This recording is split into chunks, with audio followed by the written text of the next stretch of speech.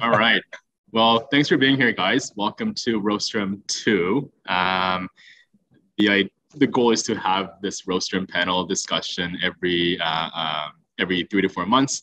We're only at our second one now, so hopefully we can squeeze in another one towards the end. We try to bring up a little bit more diverse topics, but because of everything that's been going on in terms of competition, like one after another, it just feels like yesterday we were in Melbourne, not Milan, in October, not even June 1. And now here we are again. So we'll chat a little bit more about competition, which is fine with me because I love talking about it. And Ben was one of our guests last time as well. So super excited to have Ben back here and Boram and Elika, you guys coming in for the first time. So today we're going to chat about our road to Melbourne. So I would love to get to know each one of you in terms of like your competition history, as well as all the things that kind of factored in and led up to resulted in you guys being here and on your way to, and actually in Boram's case, already in Melbourne right now. So if we can just get started with introducing ourselves. So on my screen, we have Boram, Elika, and then Ben. I don't know if it's in that order for you guys as well. But Boram, do you mind just quickly introducing yourself and your relationship with competition and history with competition so far? Of course. I guess I'm the newbie here. Although it's my second time competing at Worlds now. I'm the two-time champion in Brazil. I started, obviously, just talking a little bit about myself first. We're producers in Brazil with Roastery and also multiple cafes in São Paulo. And I began competing in 2019 with my first Barista comp. And obviously, it feels like a full cycle now because it's supposed to go to Melbourne in 2020. And obviously things got canceled, and then competed in Milan last year. And now sort of full circle back into Melbourne now to my second comp. But yeah, I think competitions were always super intriguing to me, especially as a huge learning step. All the experiences that I've been watching, other competitors, other performances. So it's been always intriguing. I think I ended up starting in 2019, especially because I wanted to learn about more and more about coffee while expanding our business in Brazil. Awesome. And I mean, for those of you who know, Boram's brother Garam is also a competitor, and he was so would it have been 2020 champion of Brazil or 2019? I don't know how the years work anymore between 2019 and 2022. Yeah. Yeah, he got second place in 2019, but the Brazilian competitor deferred. So he ended up going to Milan to compete. So now we have the actual 2019 champion coming into Melbourne this year to compete for Brewers. I see. So It was actually pretty cool to see the brother duo on world stage in Milan. Yeah. It was super cool. Yeah. Elika, tell us about yourself and your history with competition. Sure. So I'm Elika Liftee, the Director of Education at Onyx Coffee Lab in beautiful Northwest Arkansas, the United States. So I've been with Onyx since 2015. People familiar with competitions and specifically the US, Dylan Siemens and Mark Michelson, both US champions in Brewers Cup and roasters from Onyx Coffee Lab.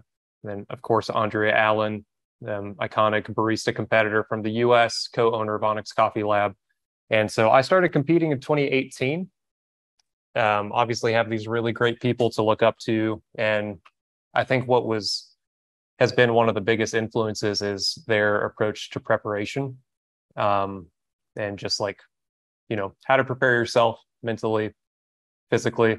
I was talking about eating tater tots earlier. That probably shouldn't be on my list of things to take care of myself physically before competition. But yeah, so my third year of competing was the 2020 US Brewers Cup. Nothing really to show for it until the 2020 years, my first year in finals, and then my first time winning.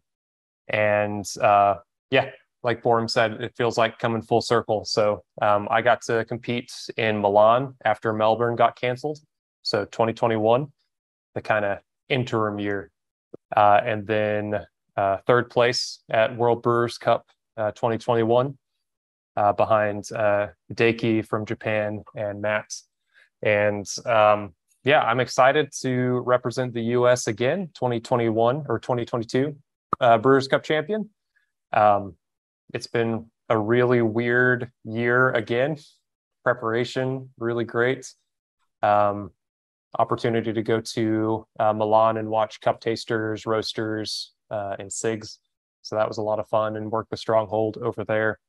And yeah, I'm excited to get to Melbourne later this month.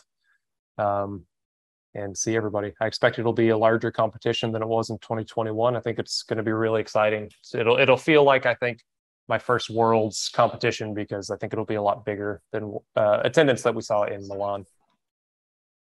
Yeah, I mean, all the deferred champions coming in, I think we're going to have unprecedented number of people competing on the world stage. So whoever wins this one will go down in history for sure. Awesome. Thanks, Elika. Ben, tell us about your history with competition and about yourself. Yeah, so I've been at it a while. I was trying to remember when I started competing. I think it was like 2010 or something like that. So I've been at it quite a while. I got second in Canada 4 times before I finally won. And then since then, I have represented Canada 4 times at Worlds in Barista. So this will be my 5th. I've finaled 3 of those times. My highest result was 3rd. And then this year, I was actually out of the country most of the time that Brewers happened. I got the one time I was in the country, I got 2nd. And so I told myself if I was ever in the country when Brewers happened again, I would give it a go. And so it happened before Barista, and Canada has like really amazing brewers. So my expectations weren't that high, but managed to win that. And then just 3 weeks ago, or 2.5, there was the Canadian National Barista Championship. So I competed in that as well. So I'm actually competing both in Brewers and Barista, which could be maybe one of the worst ideas of all time. We'll find out. We'll find out later. But super excited to go to Melbourne.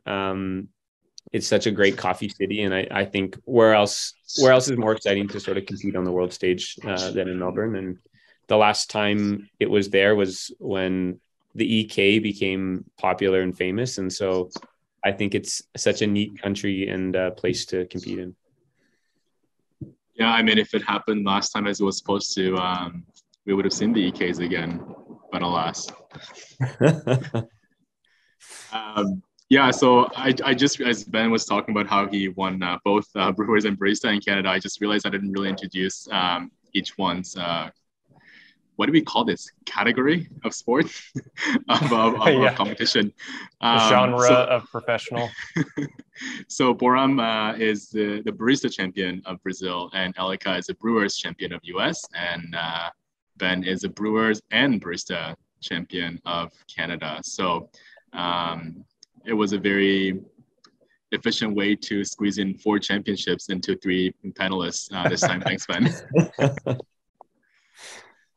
So I do want to talk a little bit more about competitions in general and our approaches, because I think very often, people talk about competitions a lot, and people talk about competitions, championships, tournaments as a public in anything, whether it's sports, sports, culinary, anything where there is an opportunity to shine and improve. There are always elements of competition, and which also means that there can be a lot of misunderstanding, because from public's perspective, I mean, when I watch a very high level sporting event, that's all I see.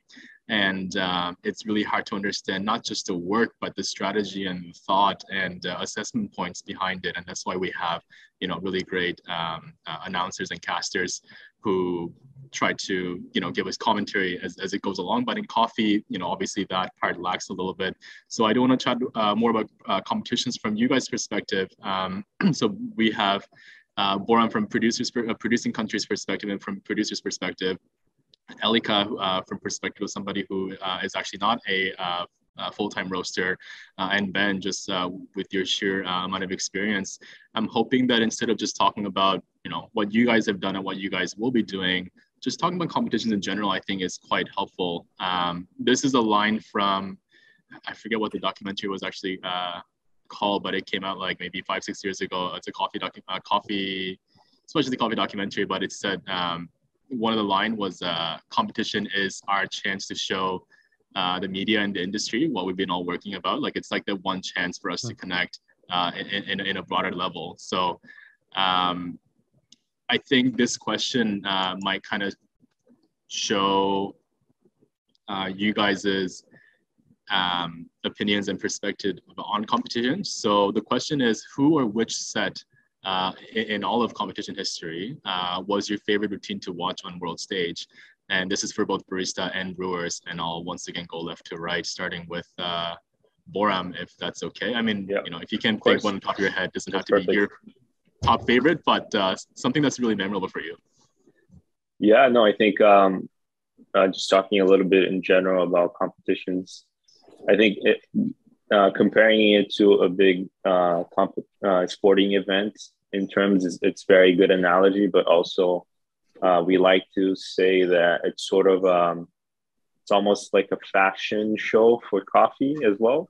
So like putting out all the new trends, I think, thinking about producing countries, participating, I think the positioning on producing countries participating in comps has changed excessively in the last few years. We have last year Diego being a producer country barista champion as well. So I think that is pretty amazing in terms of evolution for producer countries, in terms of hospitality as well.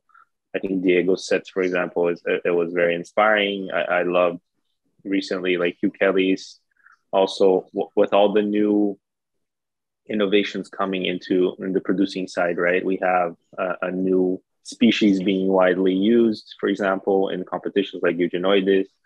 So in a producer's perspective, I think it's all the innovations that we can bring into production, exploring, and like really pushing the boundaries of what kind of coffees producers develop into the future and how that reflects into a consumer experience. So I think Diego and Hugh Kelly have been in the most recent years something that inspires me, being a barista that also works with coffee production and in that sense. Awesome. Yeah, no, we've definitely seen the impact of producing countries' work in competition. I mean, when Sasha brought forward the carbonic maceration, I think the general tone, it might just be me, but was Sasha working on something which greatly benefited the producing countries, but maybe it was our bias and our thought that kind of made us think in that direction. But more recent impact on producing countries' work on competitor successes hopefully makes us all think in the other way around as well. It's not just a competitor, prescribing something to be done in producing countries, but it's all the work and experience, like generations of experience that allowed us and allowed the competitors to do what they're doing. So really cool way to think about it. Elika, do you have a specific competitor or set that really inspired you in the past? And hopefully we can keep it to Brewers and Barista for this one. Yeah. When I started paying attention to competitions was around when Charles Babinski won the US competition. And golly, as far as like inspiration goes, I'm a person, I don't have a lot of favorites, like a favorite anything. Pretty vanilla in that way. But I think there's a lot of competitors that I've really enjoyed watching. If you want to go on an emotional journey, any of Andrea Allen's competitions are going to really do that. Boram mentioned Hugh's presentation, very technical, a really great overarching view of things. And I love seeing that in brewers as well. Probably my favorite in recent years was Emi Fukuhori's, which was actually in Brazil, right? That was in Brazil, 2018. Yeah, I think innovation from a competitor standpoint is, I think what has helped me somewhat in Brewers Cup is that I know that I'm not a roaster and I know that I'm not a producer. And so I try to just take what I am given and express that information and what effect I have on it. And so I think it's been, just really cool to learn and see these innovations happening and learn things from producers, and work closely with roasters too, I guess. I don't exactly remember where I was going with this, but I just like watching everybody. And I think, I remember where I was going. I think it's easy as a competitor to throw something that you think is an innovation out there on stage. And part of it is, you're trying to sell whatever you're doing as an innovation. But the industry as a whole is much slower to change. And I think that's something we forget if we bring up something really great about sustainability or get on a soapbox or bring up some innovative processing method that, it doesn't mean just because it was successful that we can just implement it everywhere and expect that to either be successful or to work everywhere. It takes some nuance and patience with those things. And so I think sometimes what I hear, at least in US, is frustration with seeing things in competition that we don't apply in cafes. And it's harder to do that, especially if you have multiple cafes, let alone implementing processing methods, or you can't just grow new varietals everywhere. You got to get those varietals. So but I think it's great showcasing these things, and I love seeing however slowly the industry move.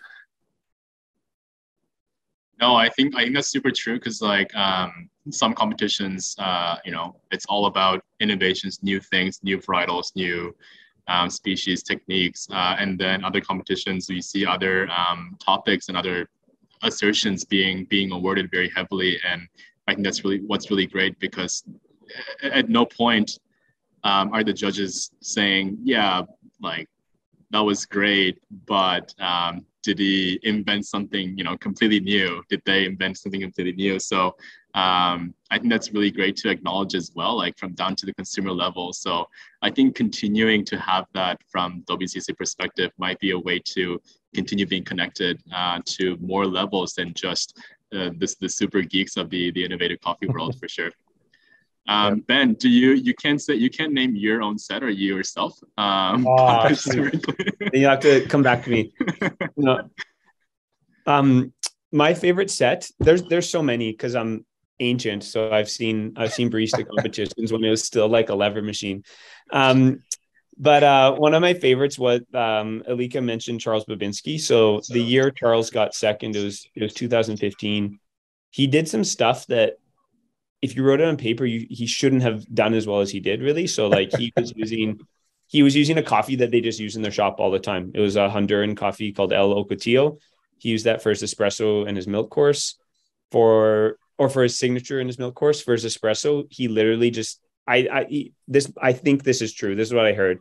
He really wanted to serve a washed Ethiopian, so he bought washed Ethiopians from a bunch of roasters, and he just tasted them every day, and then he picked the one that tasted the best.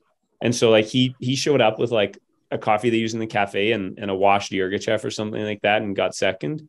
And then the other thing that was really cool about it, to me, especially on Barista, part of the game is figuring the rules. And if these are the lines, kind of pushing against them a bit, stretching what can be done within the competition. And that year he pre-ground all his coffee, which people thought was madness. So he pre-ground all his coffee, so no grinding happened on stage.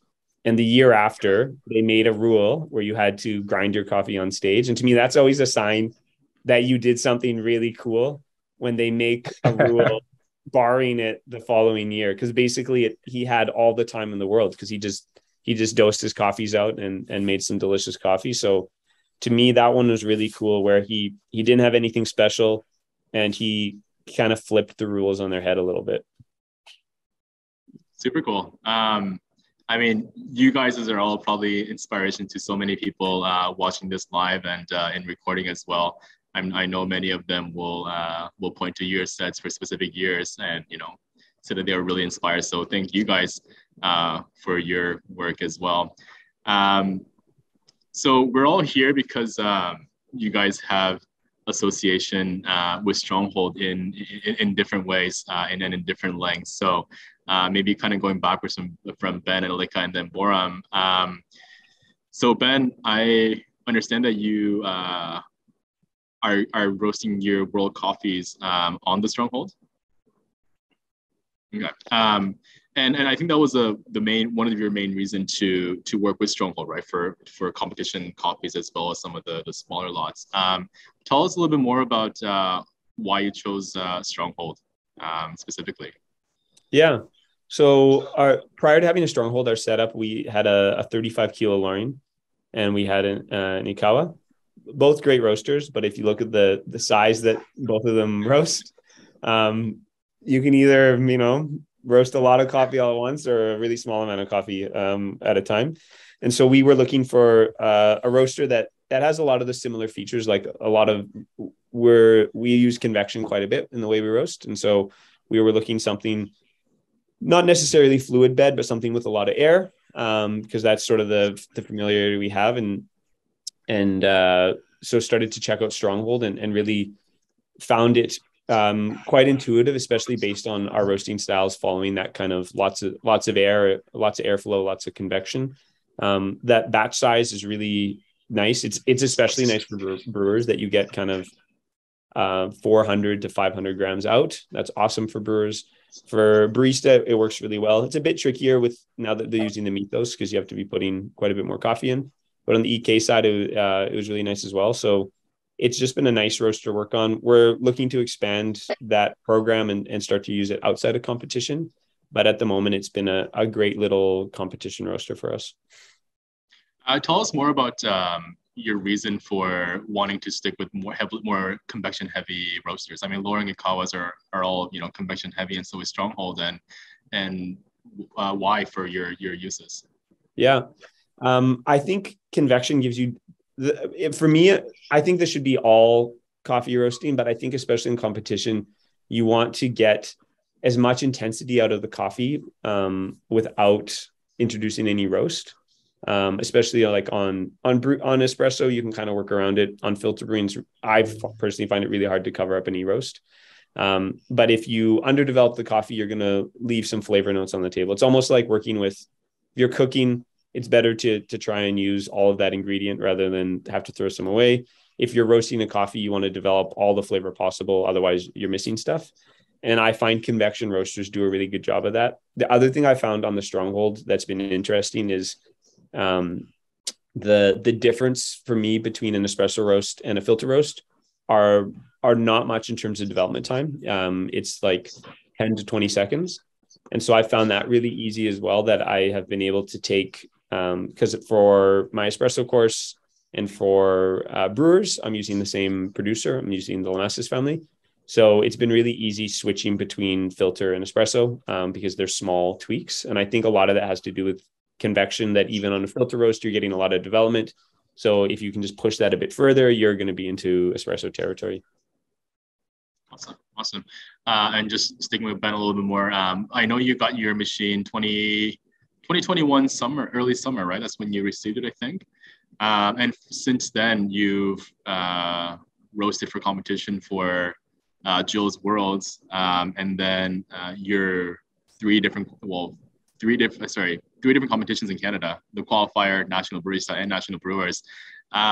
So what was your expectation going into it at first? I mean, obviously you haven't used the machine before, and then you made the decision to get it to use for comps, and then you knew a little bit about it. And there's a whole thing about, you know, something about halogen, and then I'm sure, like, as you kept using it more, did anything change for you? What were some of the big, most significant changes in perspective or your roasting style approach as you kept roasting for different competitions?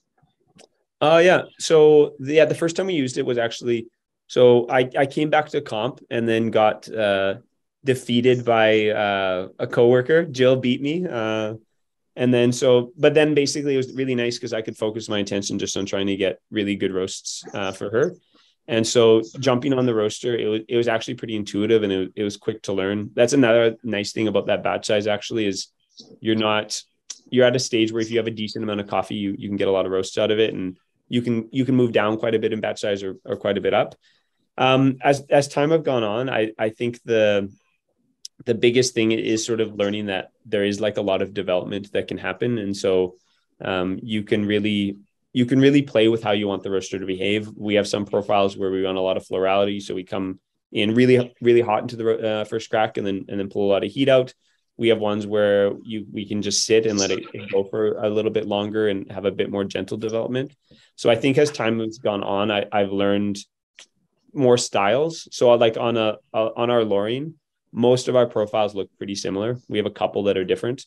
On the Stronghold, I have a bit more comfort moving between sort of different roasting styles. Because I think if you looked at everyone's curves around the globe, even coffee that tastes similar, often they're achieving that through different means. And I think the Stronghold allows you to slot into the roasting philosophy you have, maintain that, and still roast really nice coffees on it.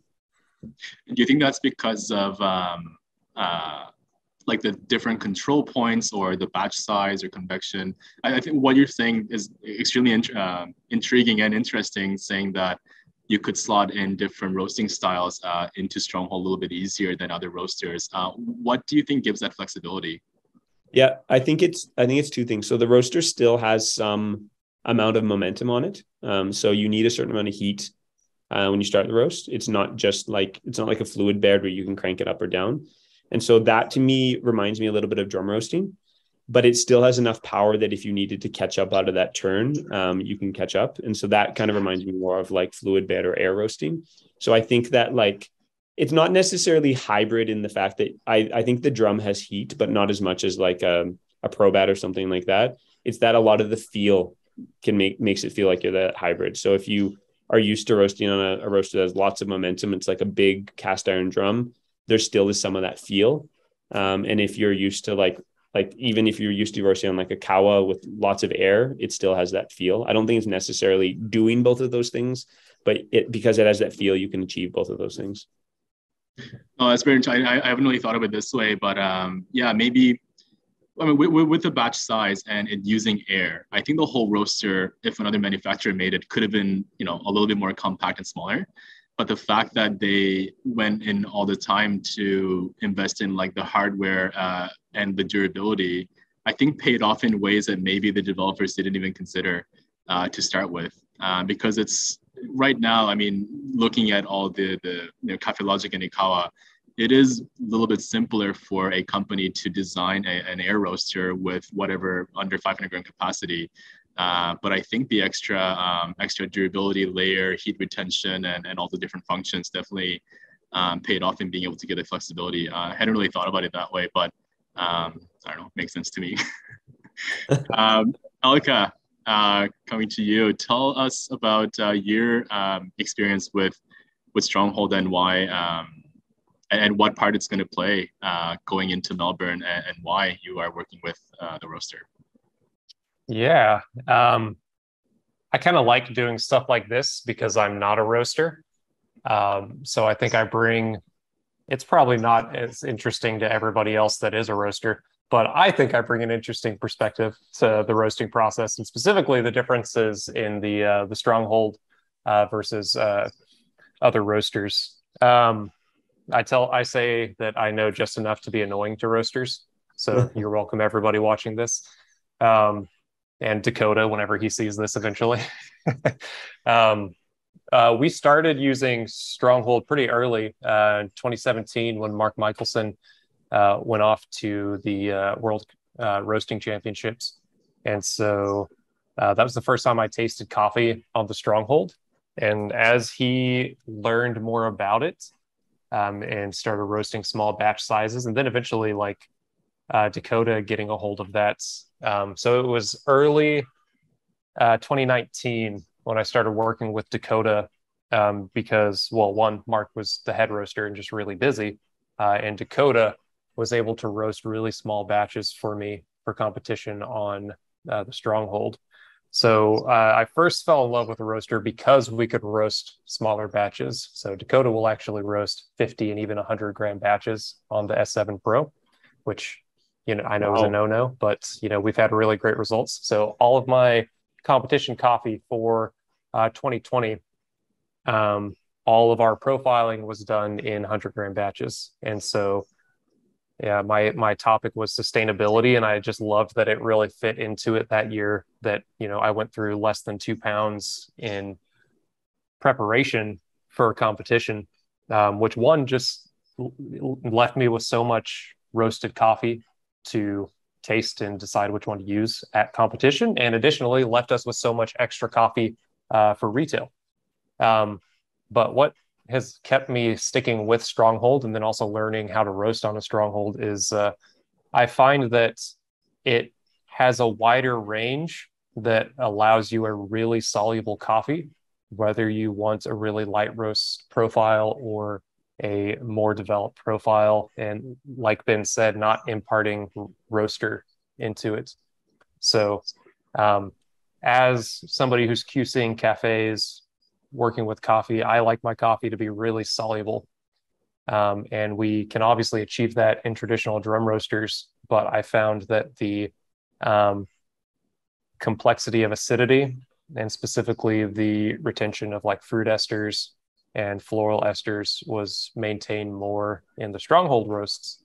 So we could develop more into Stronghold and it would still be as acidic and floral as a lighter roast on the drum, but it would have the body and sweetness of a more developed roast in the drum. So it gave us more freedom to either develop or not develop. And so it's been really cool to like learn more about this roaster, what makes it unique, you know, learn about convection and these things, and just ultimately learning how to tweak things. Like I said, I know enough to be annoying. And so when I am brewing my coffee and I'll text Dakota, I'll say, hey, I want a little bit more development. Like, can we get more development? It's like, why? Why do you want more development? And so, but we because we're not burning through coffee like we would have to in our drum. And it's not like the coffee is bad, obviously, but like it just gives us the freedom to make minor tweaks. And it like really nice coffees just shine so well in this. So we use it for our sample roasting. We have 2 S7s in the roastery upstairs, and then we use it for our competition coffees, and we use it exclusively for our high-end subscription program, the Echelon. So all of our small lots, high-end coffees, you know, competition style coffees, we roast on the S7s. We actually do use an S9 for our cold brew. So our roaster replicates roasts on the S9 for all of our cold brew in the cafes. Yeah, there's a lot of things I really like about the Stronghold and tweaking.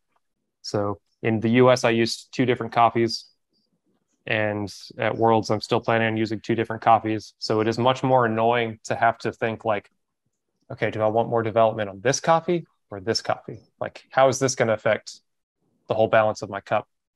So it has made things more difficult doing both coffees in the Stronghold now instead of just one.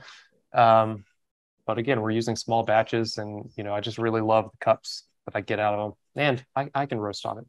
Dakota's out in Ecuador right now, probably climbing mountains, hiking across the streams, you know, the glamorous Greenbrier stuff. And I'm here in our lab, but I can throw on auto replicates and either let it do its thing, or what Dakota has taught me is just match the, you know, the agitation, heat, airflow, and all that stuff to match the curve, rather than letting auto replicate, unless I'm doing it the same day. So replicate same day. Otherwise, he's taught me how to replicate on that. And hey, I roast a pretty dang good coffee out of that. So that's amazing. I mean, just as a disclaimer, everyone who's watching, these are not scripted. You guys are doing great. It's just so you know. Wait, we weren't supposed to script this. So toss the script out.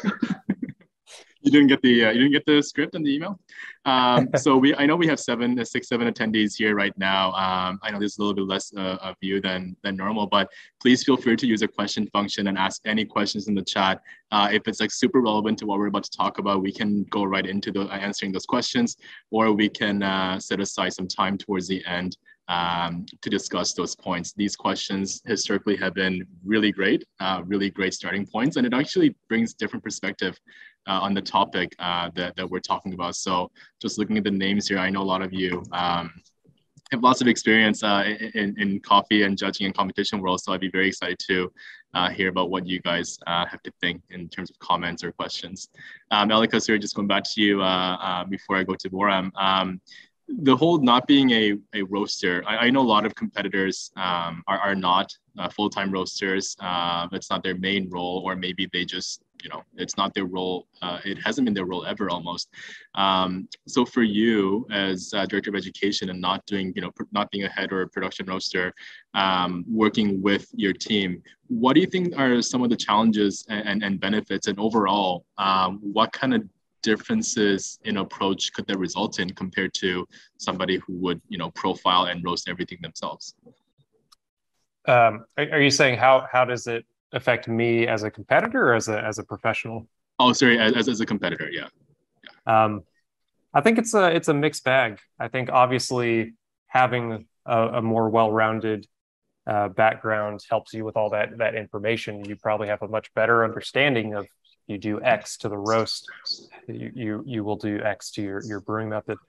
For me, it's been an extremely humbling experience. I have learned so much in my years competing versus just like spouting information and expecting to do well. Instead, learning to take the hard work of others and succeed off of it. So the hard work of producers and trying to learn what makes that so great, and the hard work of our roasters and what makes that so great. Just understanding that I should not be expected to know everything about it, and finding great people that have the great answers to things. So in that respect, I think it has helped me in my competition, because I don't tend to talk too much about production or too much about roasting, because I don't do it. But I want to learn, I want to understand how it affects the cup, because in my role it affects how I teach people how to extract coffee and ultimately what people are going to taste. So yeah, it's been a humbling experience, and I think I just try to stay in my lane and find people who have really excellent information so that I can learn those things without stepping on their toes. Even if I walk up to the roasters after I QC a coffee and say, hey, this is gross. And they'll probably blame somebody else too. Don't worry about it. Yeah, they're going to blame me for extracting it wrong. And just because not all of us can be Semcoras, we understand the collaborative approach, and us having our own staying our own lane is super evident, and I think it's really important, because I mean, you guys know more than anybody else, it is an extreme team effort to even try to compete, and yet alone succeed in competitions. So on that note, Boram, actually, you spent a long time in Calgary and went going directly to Melbourne. So you started in Sao Paulo and went straight to Calgary, and then to Melbourne? Yep. So yeah, basically I'm not roasting myself on the Stronghold either. I think it's been the first year that we're working heavily with Stronghold now. I think the first time I saw the roaster was around 2021 in Milan. Actually, is like the first point of contact that I had with the roaster. Obviously, the results have been pretty amazing. We have been getting excellent. I think we have a little bit of experience with convectional roasters. We have a few Ikawas back at home. We love the fact that convection roasters bring so much flavor clarity. And I think the S7 has such a nice batch size and easy to replicate. I mean, I've used the roaster a few times and I felt like it was very easy to learn how to use as well. And also, and one of the reasons why we ended up going into Calgary for a month preparing for comps is also because Cole has a Stronghold and he was nice enough to make that available, that resource available to us for us to prepare for Worlds.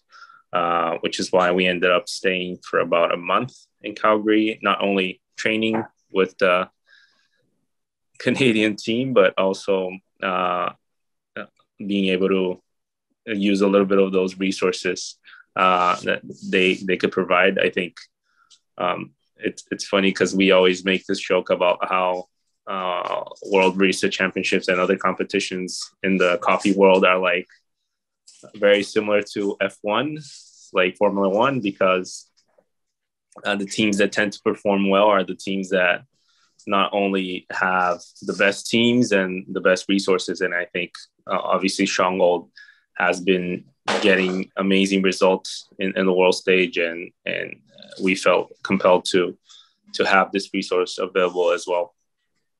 Yeah, we're going to directly quote that as you called us the Mercedes of the Hamilton era, okay? Yeah. Good to me. No, but like it was so cool to see you working with it's actually cool.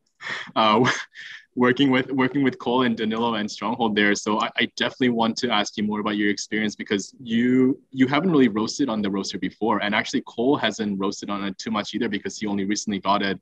And Danilo, who was also helping you, also has not really roasted too much in the Stronghold. So I'm super curious to see how you three and everybody on your team started to approach the roasting, and how did you guys try to get over the learning curve initially? Yeah, I mean, Cole has a roaster in his team who's called Paul at Rosso, and Paul has ton of experience roasting coffee, obviously also trying to get through the learning curve on the Stronghold. But I think just the ease of use and all the applicability that Stronghold has for comp coffees and small batch conventional roasts in general have been pretty amazing to us. Obviously, we've been able to work around a lot with the development times on the Stronghold, which have been completely different from regular drum roasters that we're more accustomed to. And obviously the results and the cup speaks for themselves. So it's been very interesting for sure. Amazing. Yeah, I'm really, well, hopefully it did taste pretty good. I mean, not that I was really worried, but I was just so curious. So I'm definitely going to give Danilo a call next week to see, how it went, how he thinks he went, because I know he's been interested in roasting on the roaster forever, and I know you were as well. So I'm so glad that you guys were able to make it to Calgary, and actually coming to Vancouver to watch our national barista comp as well, and then and spending some time in Calgary. So for those of you who did join us a little bit later after we chatted in the beginning, Boram actually arrived in Melbourne. Was it 4 days ago now? Yeah. So he's there already, getting ahead of everyone else, getting adjusted to the time zone and the local weather and everything. So hopefully you enjoy good productive listening time until Melbourne. At this point, I do want to chat a little bit about the upcoming X model from Stronghold. And I promise it's not just product plug-in. Like I want to ask you competitors' opinion on some of the upgrades that we have coming in.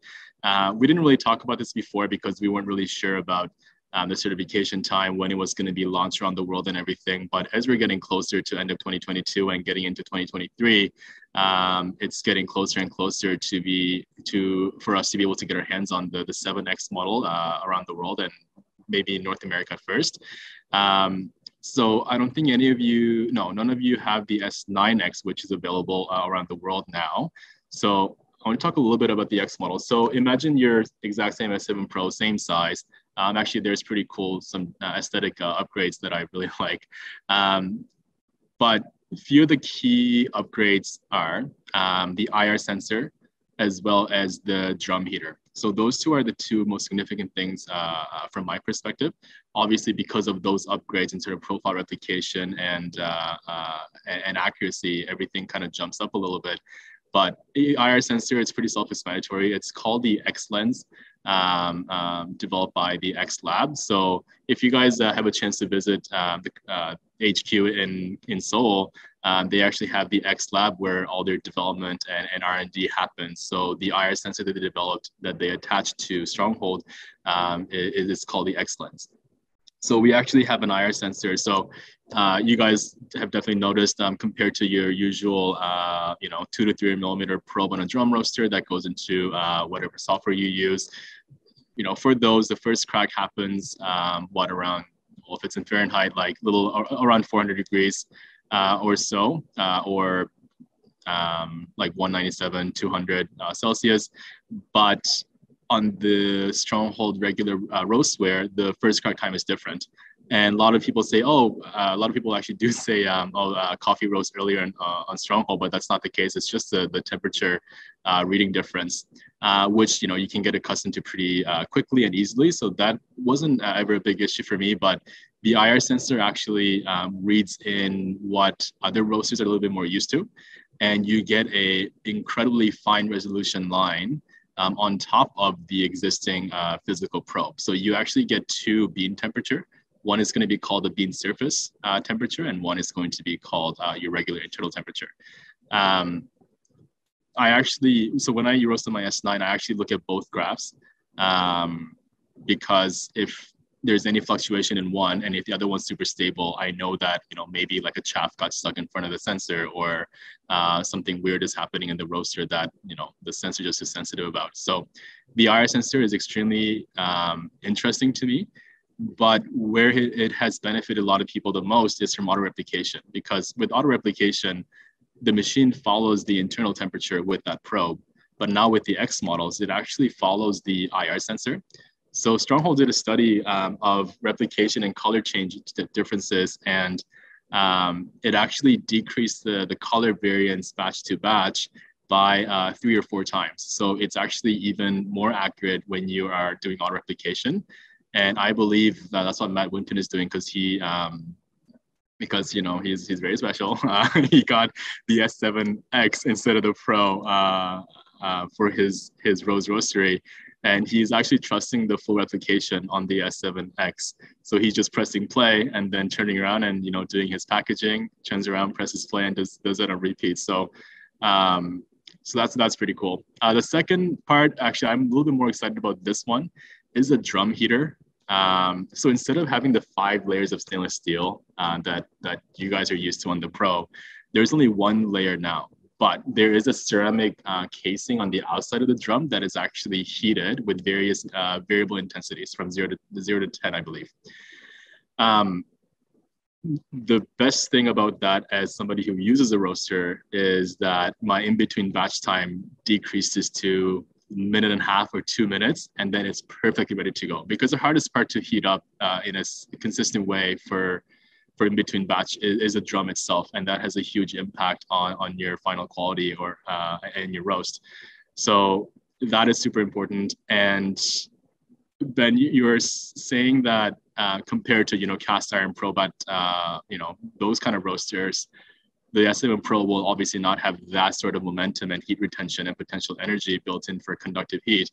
But I am very curious to see what you would think about using the X model sometime, because I think it actually is able to generate a lot more radiative heat coming from just the mass of the outside wall itself, as well as an incredible amount of conductive heat that you actually should be able to mimic a massive cast iron drum roaster in that setting, with the ability to use how the radiation and convection at different rates. So honestly, I'm not a super seasoned roaster. I don't know what I'm doing. So me having the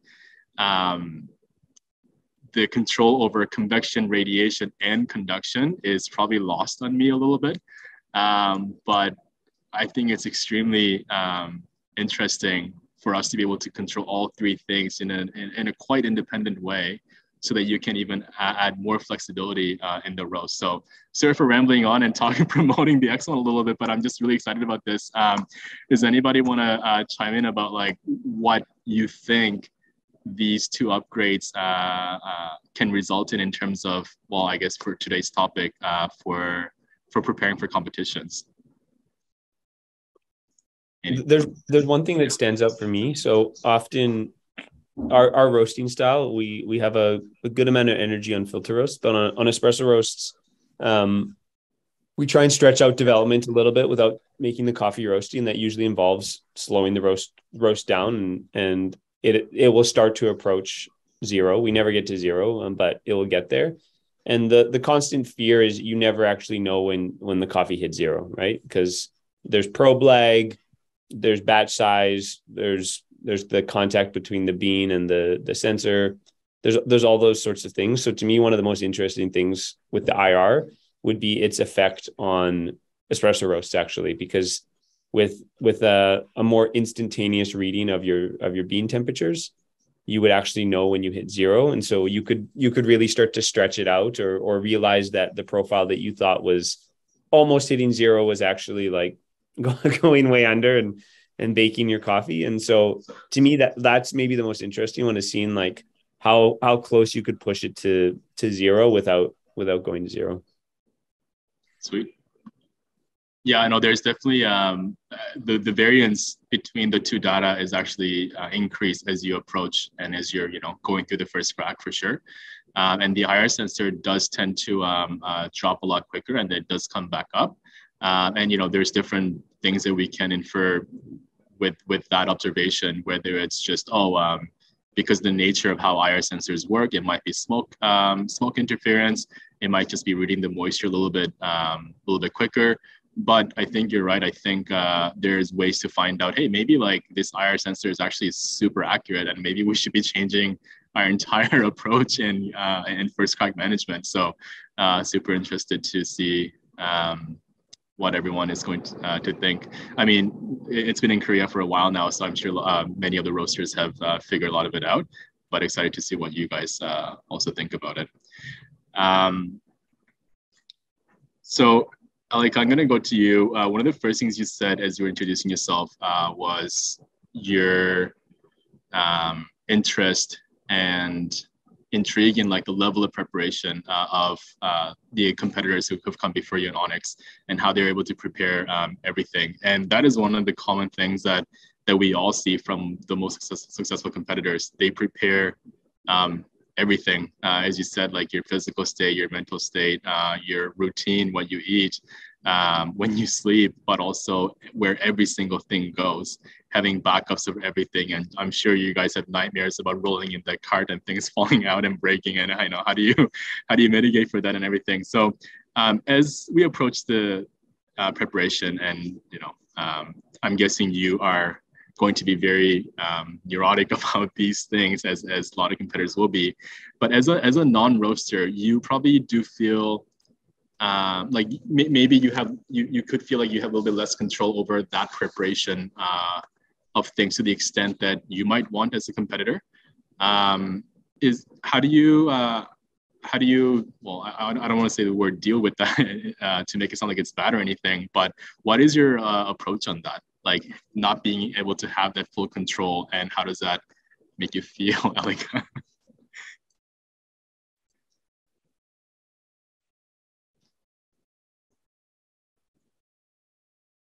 Is Elika muted? Like, I think you're muted.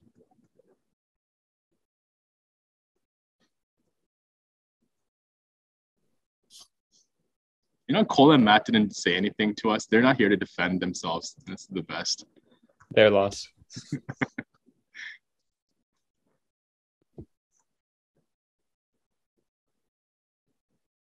Like, I think your earbuds might have died or something there. Am I back? Oh, you're back. It was actually my microphone that died, so now I switched to my earbuds. That's a really good question. Back to what you had just said. Yeah, it's hard not having control over everything. But as I've talked about in some of, I guess U.S. media or whatever, like my dad is native Hawaiian and kind of goes with the flow. So to a certain extent, I have a lot of patience. But also, so like I've seen the extensive preparation work of competitors like Dylan and Andrea. But I also know that if I want to have control over my stuff, then I need to have my stuff. And so I don't have a lot of stuff that I need other people for on day of, that is. So like if I've got my roasted coffee, I don't have a lot of things. I don't really have anything that needs polishing anymore. I've got a box that holds all my stuff. So I've just tried to have my own little victories of like, I have all my extra stuff. It's in a padded box. All my competition stuff fits on one table. I was about to move my computer, but I'm not using my computer's webcam. But like I'm in our lab right now. So I practice before work, over lunch, after work. I think there's, we never have control over everything. And so I think preparing for, it was actually, I think, you mentioned Patrick earlier.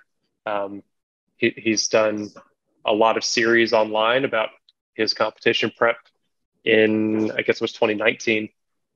And one of the things he mentioned was preparing for things to go wrong. And so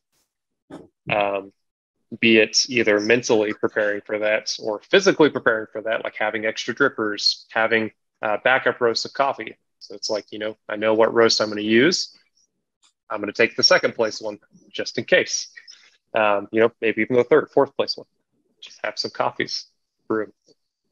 Or I could be like Charles Babinski and go to a cafe and grab a coffee. We'll just see what happens in Melbourne. Ben already said it's a great coffee city. Maybe I'll find something great. Perfect. Yeah. I think Ona has a cafe there, right? Just kidding. Yeah, but we got a couple. Yeah, I don't know. I just got to go with it. If my box breaks in shipping, I'll brew on the table. Be ready for that. I have competition nightmares every single night, and I have since 2017. So. No, yeah, definitely. Like in preparation, I think if you are trying to do, what do I know? I haven't competed before, but maybe if you're trying to do everything from roasting to travel logistics to everything, you just can't do everything. And I know each one of you have somebody very close, or even if somebody helps you just at a one-time thing, or just a little tip here, or just helping out in small ways, I think it can definitely add up a lot to help you succeed. So what we're just reminded every single time there's competition and successes is just how much help and support that goes on behind the scenes, directly from their team, or just even supporters and encouragement definitely goes a long way. Boram, I just want to ask you the next question. So just guys, we're gonna spend another maybe 15-20 minutes and then we might take some extra questions or things like that. But Boram, from being a competitor and also a producer and coming from a producing country, what do you think some of the pros and if you think there are any cons or anything significant that you want to share with us that you've experienced competing, going to Worlds for the second time as a producer? What does it mean for you, and what are some of the unique perspectives that you think that you can share with us non-producers? Yeah, of course. I think we are being a barista from a producing country.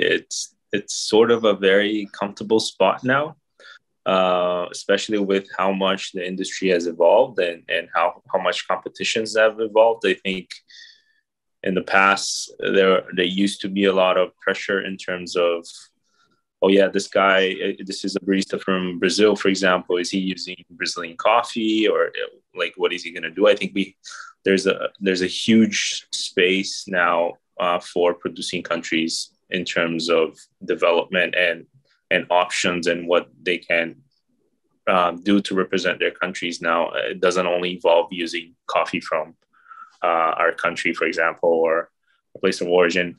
Also, especially because different producing countries are in very different stages, I think, in terms of what they can offer into the world in terms of quality and products, varietals, species even today. And for me, it's been just a huge learning process, competing in general and seeing all these competitors go out on world stage and preparing. I think it only benefits me a lot in terms of what I learn and what I can bring back to Brazil and what I can test, all the new ideas that I get.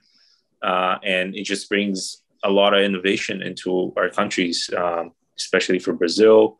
And especially because we are seen a lot more as a venue for information for producers, people who cannot access or be present in these world stages or in these events. So in general, the whole journey for me has been pretty amazing. I think all the new ideas that we get, obviously, we get back home and then we try to develop new stuff. We try to innovate, and it's just beneficial in that sense that we can push all the other producers and all the other baristas as well in our country. So I think we're in a very comfortable position now, especially because we can bring more innovation into our countries. Yeah, I know it's as you said, like things are shifting in a sense that, you know, more aspects of the coffee industry are getting spotlight. I mean, maybe when we're so much into this world, we consider each level a little bit more than the public, but from public perspective, still today, you know, their local shop where they get their drip coffee in the morning is the extent of their coffee world experience. But as they learn more and more, even some of the most passionate customers that we have, you know, they might watch a couple of, you know, world videos or follow who wins and what new products come out. But I think it's really cool to see, you know, thanks to social media and platforms like this and companies who are trying to coordinate and engage collaborations from all different, not just competitors, but all different aspects of the industry. We are able to showcase the work that is being done in each stage and kind of bring transparencies to their roles and everything like that. And that's why I liked, I forget who, I think maybe what is you, Boram or Elika, you said that competition sometimes, you know, if you're only bringing innovation, it could be about showcasing and selling that innovation. Like it could be like a pitch to the judges. But as we know, like innovation is not just everything, and we can see that.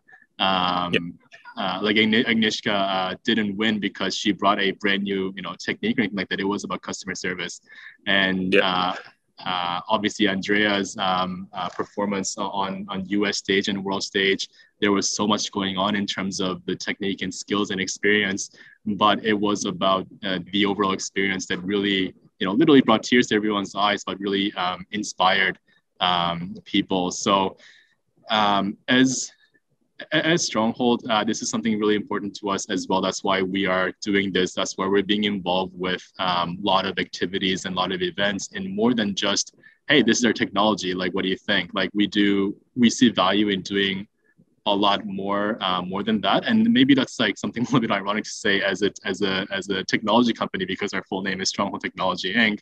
But I think a lot of companies, a lot of even tech companies are realizing the value of everything and the whole experience and the connection throughout whatever industry we're in. So I'm super happy that I am working with, you know, personally really happy that I'm working with a company that allows me to do these things and chatting with you guys. We're not just talking about different innovations and, you know, what's your roast profile or whatever, but we're talking about what is important to us as a whole for competition.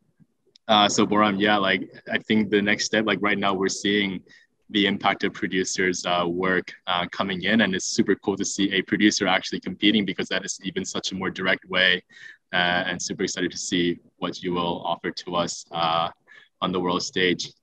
As I was starting this, we all knew this, but I just realized that every one of you are going back to world stage. You know, it's not your first time competing. Obviously, been with just a few more experience than Boram and Elika. But Boram, starting with you again and just going left to right. What is different this time for you? This is your second time going back to Worlds.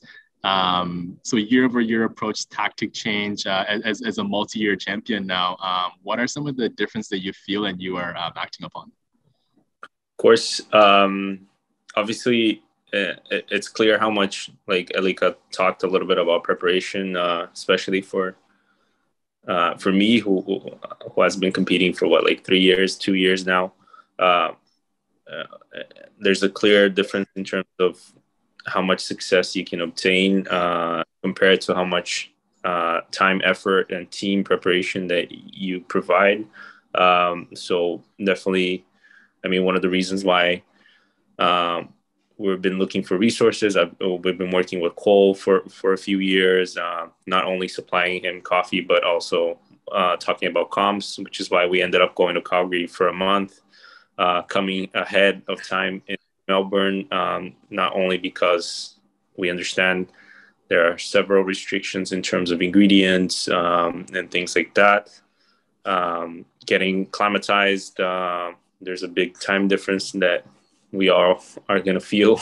All of you guys are going to take as well once you get here. But I think all of these variables are things that we can try to control as much as possible to succeed better and get good results. I think obviously once we get to the world stage, it's funny because all the big season competitors that I speak to always say the same thing. It's about you against you on stage. It's not about like competing with other countries or other competitors or other coffees. So it's all about understanding what are the biggest variables that affect you in a competition season or in the stage, and try to control those variables in the best way possible. And I think it's still a big learning process for me, and I'm getting better at understanding what works for me and what doesn't work for me in the stage. And obviously preparation has been very important. Elika, what difference in approaches or tactical changes have you made for this second time around on world stage? Well, luckily for me, there wasn't a huge turnaround between the last time and this time, which has honestly made it just that much more exhausting because I haven't really taken a break. I don't know. I have no idea how Ben has done this for as long as he has.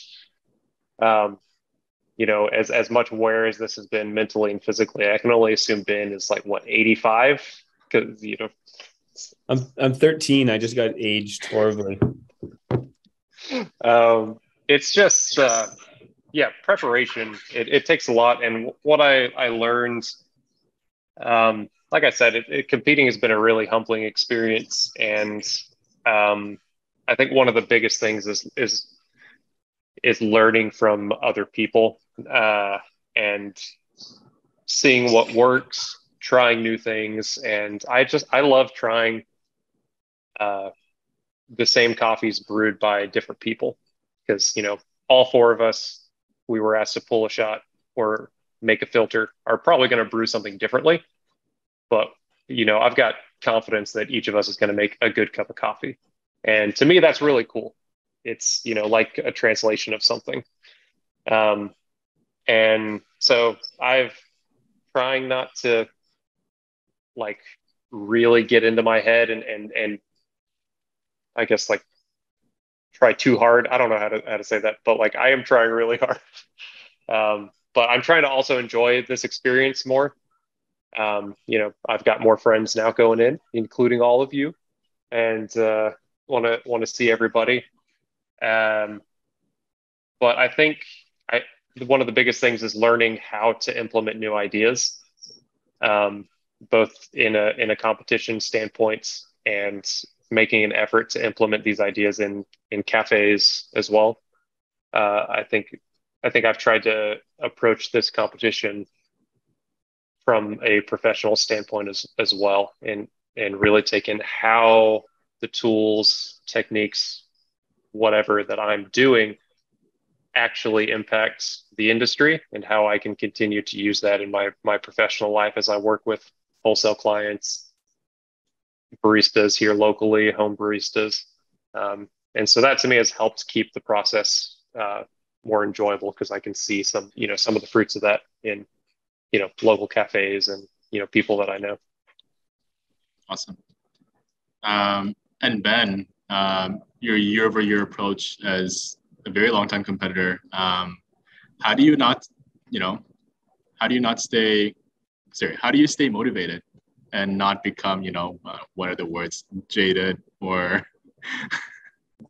I'll try and make this succinct a little bit, but there's lots of competitors out there where they 5 years go by and they say, oh, the competition's changed, it's not as good as it used to be. But I think it's getting better and better because there's more perspectives. Like you've had producers for a while, but you have producers now.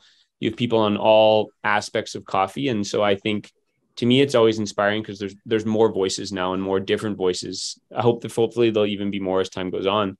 But I think that's one of the really cool things is that the people representing different countries has changed and developed, and there's new ideas. And I think the competition is also more open to hearing different perspectives or different approaches to coffee. I'm maybe the opposite of Elika in that it's been 5 years since I've been at a WBC. And so a lot has changed actually for me. So the last time I competed, we had just started roasting. So I feel like I have a better handle on that knowledge now. We had often scrambled to get coffees because we were just we're still not big, but we were kind of a tiny little company.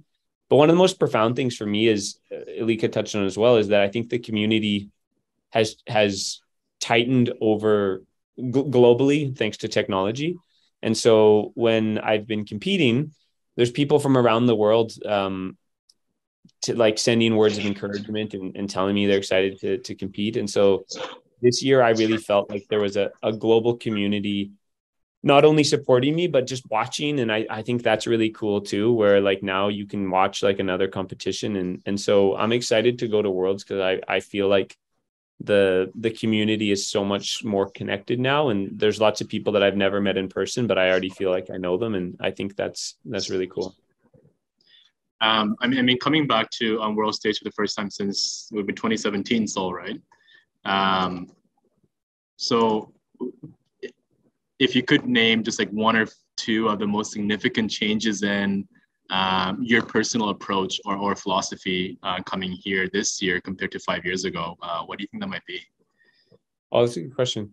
I think a big thing that changed for me is I feel, and this is, I think, what's kept me in competition. I feel like I have more of my own perspective now. So now, like all the routines, and this actually was part of the reason why I was able to do both Brewers and Barista. All the routines I've done are routines where I've thought about something for like a year, thought about like perspectives on it, opinions on it, and then a routine has come out of that.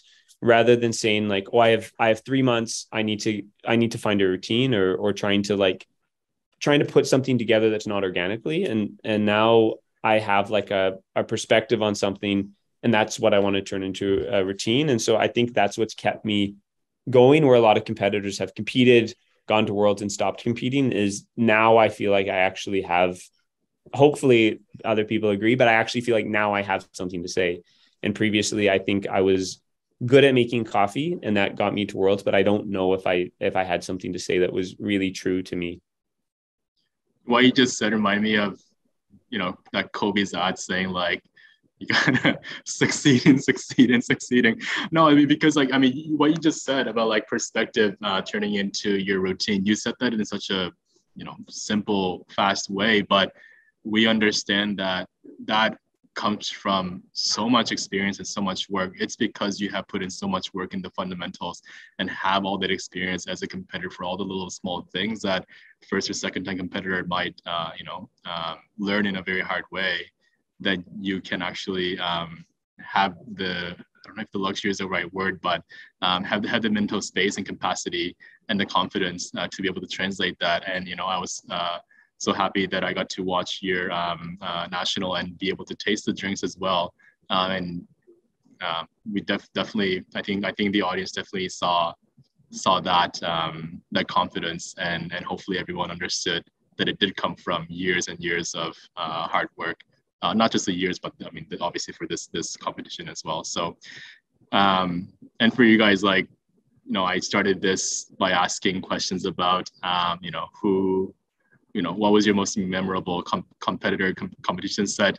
But for, you know, for myself too, like, you know, as an aspiring competitor one day, like, you guys are the ones that we look up to, and the industry looks up to as well, for your legacy that you guys are building, and you guys have already built now. So so thank you guys for all your work on competition stage, because the payoff, I mean, yeah, you can, a lot of the competitors can turn this around and, you know, turns it into different ways of successes, but a lot of the times it is competition with yourself and sharing your idea, and it does cost a lot of resources. So understanding that, you know, we are in position of privilege to be able to share that, but obviously it does also have to go hand in hand with hard work. So thank you guys so much for that.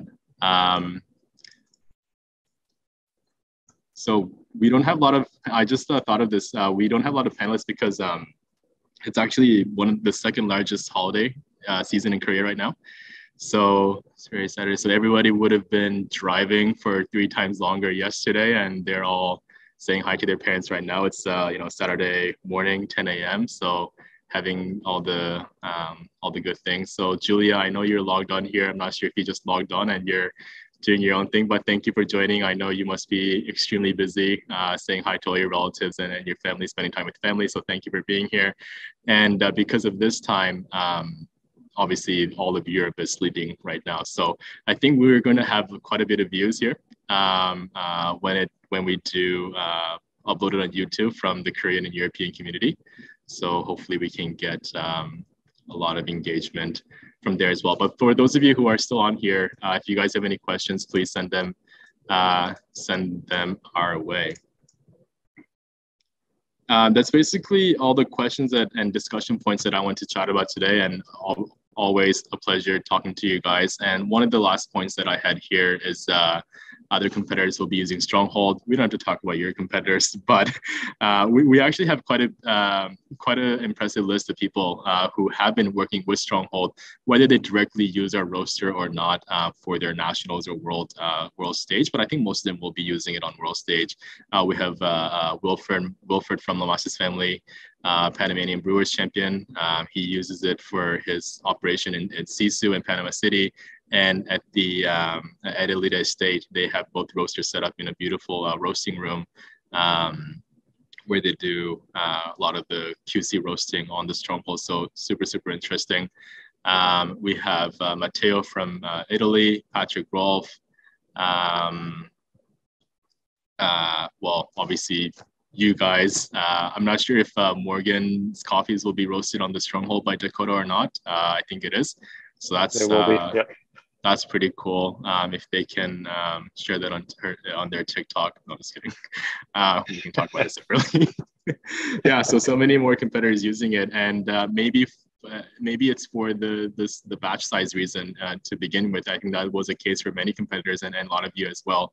But it's really rewarding and great to hear the other experiences as well. And this platform is not just for you know, promoting the product space. I do want us to talk about you know, areas of opportunities that we have together, whether it's product or our activities or our engagements. So I know I get this feedback from you guys and other people as well. So thank you guys for that. But today was really great to hear in your own words, your positive experiences with the roaster. So we'll super thankful for that, and we'll take that and make sure that we continue with their innovation. But as we said, not just technology innovation, but innovating in so many other ways. So if there are no more questions from the attendees, I think we can basically wrap it up here. Boram, you're already there. Elika, when are you arriving in Melbourne? I will arrive the morning of the 23rd. 23rd, okay. What about you, Ben? So not super early. I'm the 20th. Just try and get some sleep and also try and get on some espresso machines. Nice. Some coffee. I don't think I'll be making it there, but I'll be watching from afar.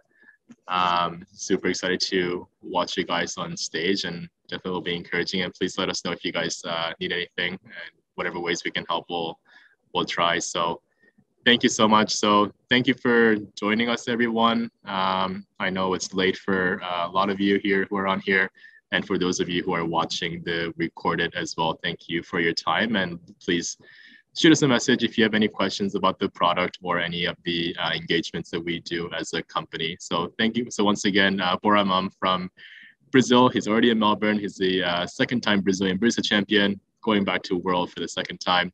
Elika, another second-time US Brewer champion, going back for a back-to-back here. And Ben, too many years to count, but three-time finalist.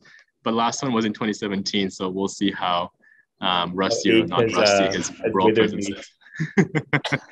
Yeah, I don't know. You look. I think you look better now than 2017. I saw you in person in 2017 from stage. I weighed 125 pounds in 2017, so definitely healthier.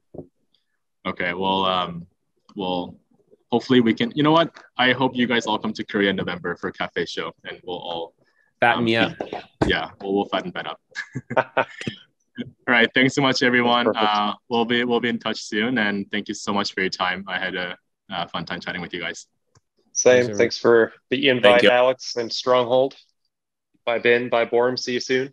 Thank you. See you. See you guys. Good luck, guys. Bye-bye.